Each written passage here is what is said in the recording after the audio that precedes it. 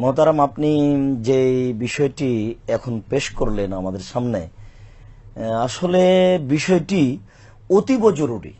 পোশাকের বিষয়টি এত জরুরি, অন্তত বর্তমান সমাজে এটি সঠিকভাবে পেশ করা একটা আলেম ওলামাদের জন্য, মিডিয়ার জন্য একটা জরুরি জিম্মেদারি হয়ে গেছে। কারণ এটা হলো সভ্যতা ভদ্রতার একটা পরিচয়। এই পোশাক নির্ভর করে সভ্যতা ভদ্রতার উপরে। এমনিতেই অনাদিকাল থেকে চলে আসছে একটা মিথ্যে কথা যে আগে মানুষের শরীরে পোশাক ছিল না, মানুষ ছিল নগ্ন, আর মানুষ বানর থেকে এসেছে। নাউজুবিল্লাহ। যে এই প্রবাদ বাক্য বা এই মন্তব্যটা যে একটা একেবারে ডাহা মিথ্যে, একবারে যাকে আমরা বলি নগদ ডাহা মিথ্যে, এইটা তো কোরআন মাজিদ দ্বারা প্রমাণিত। আমরা তো সবাই জানি যে আল্লাহ তাআলা আদম আলাইহিস সালামকে সবকিছু শিখিয়ে দিলেন জান্নাতে, এবং পোশাকের বিষয়টি সেখানে আসলো। আর আদম আলাইহিস সালামের পোশাকের কথা নিয়ে আলোচনাও হলো। আর কোরআন মাজিদে আল্লাহ যেভাবে বলেছেন তাতে আল্লাহ তাআলা আদমকে সবকিছু শিখিয়ে দিয়েছিলেন।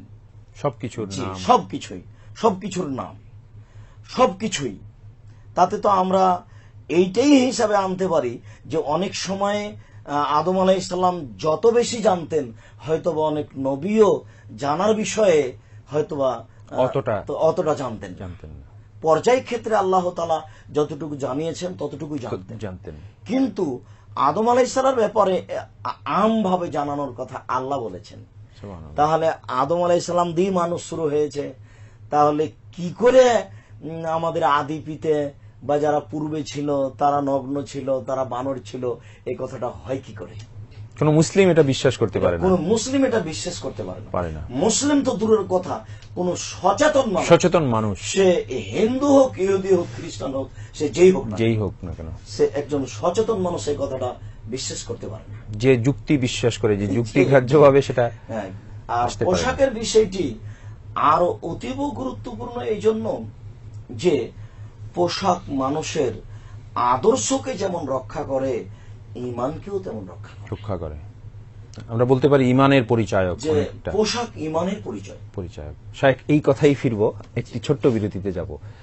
প্রিয় দর্শক, নিচ্ছি ছোট্ট একটি বিরতি, ফিরছি অল্পক্ষণের মধ্যেই, আমাদের সাথেই থাকুন।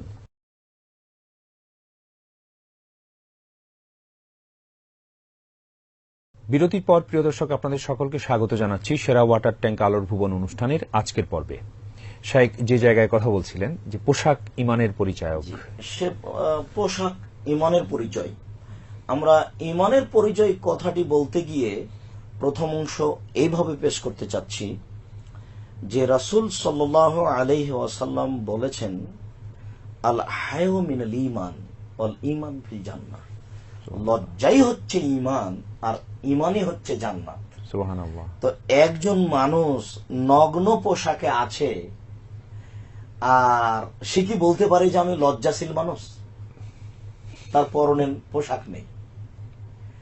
একজন নারী নগ্ন হয়ে, অর্ধনগ্ন হয়ে আঁটোসাঁটো পোশাকে রাস্তাঘাটে চলে, আর সে কি বলতে পারে যে আমি ইমানদার মানুষ? এটা কি হতে পারে? এই কারণে রাসূল সাল্লাল্লাহু আলাইহি সাল্লাম বলছেন যে আল হায়াউল ঈমান ও কারনাউ জামিয়া, লজ্জা এবং ঈমান দুটো একসাথে জমা ধরে আছে। এই যা রফে আহাদুহুমা রফে আল আখার, যখন লজ্জা উঠে যায় তখন ঈমান চলে যায়। একটা মানুষ ঈমানদার লজ্জাশীল ওই সময়তে বুঝবো যখন সে পোশাক পাতিতে ঈমানদার প্রমাণ করতে চাচ্ছে।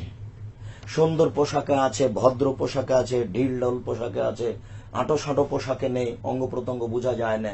কেননা এই কথাটি রাসূল সাল্লাল্লাহু আলাইহি সাল্লাম অন্য জায়গাতে এইভাবে বলেছেন, মান তাশাব্বাহা বিকওমিন ফাহুয়া মিনহুম।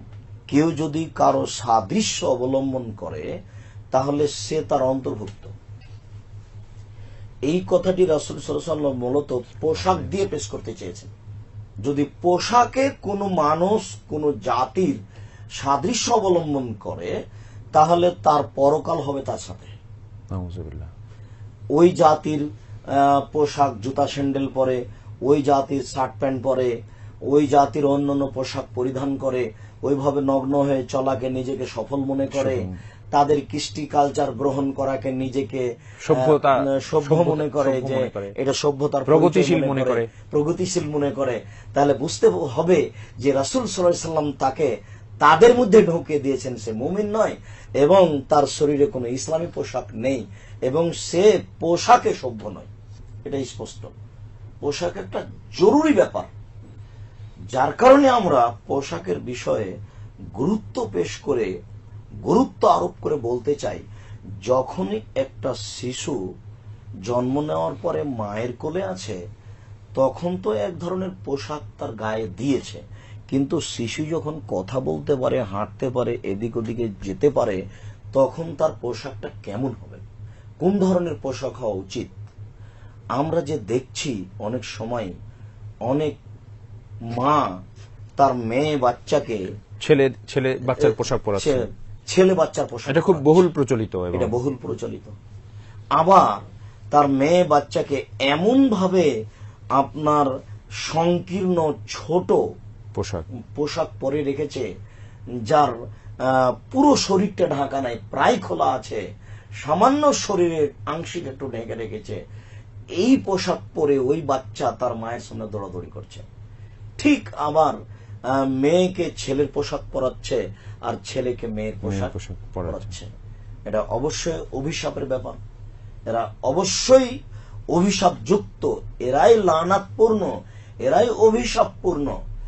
পোশাকের বিষয়টি পিতামাতাকে অতীব গুরুত্ব সহকারে দেখতে হবে।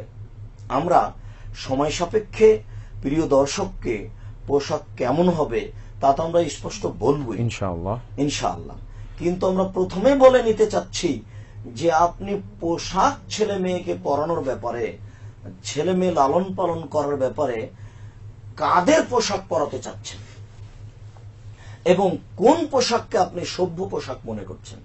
এটি কি প্রিয় দর্শক, সম্মানিত মা বোন, আপনারা কি হিসাব করেছেন যে আপনাদের কাছে কোনটা পোশাক ভালো?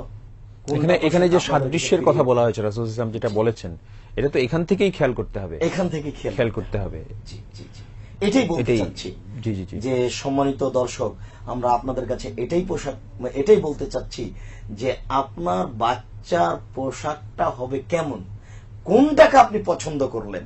বিশ্বাস করুন, চিরদিনই রাসূল সাল্লাল্লাহু আলাইহি সাল্লাম একটা কথা বলেছেন যে খালিফুল ইয়াহুদা ওয়ান নাসারা, তোমরা ইহুদি এবং খ্রিস্টানদের বিরোধিতা করো, বিপরীত করো। প্রিয় দর্শক, আমরা আপনাদেরকে বলতে চাচ্ছি, বিপরীতের মৌলিক দিক হচ্ছে পোশাক।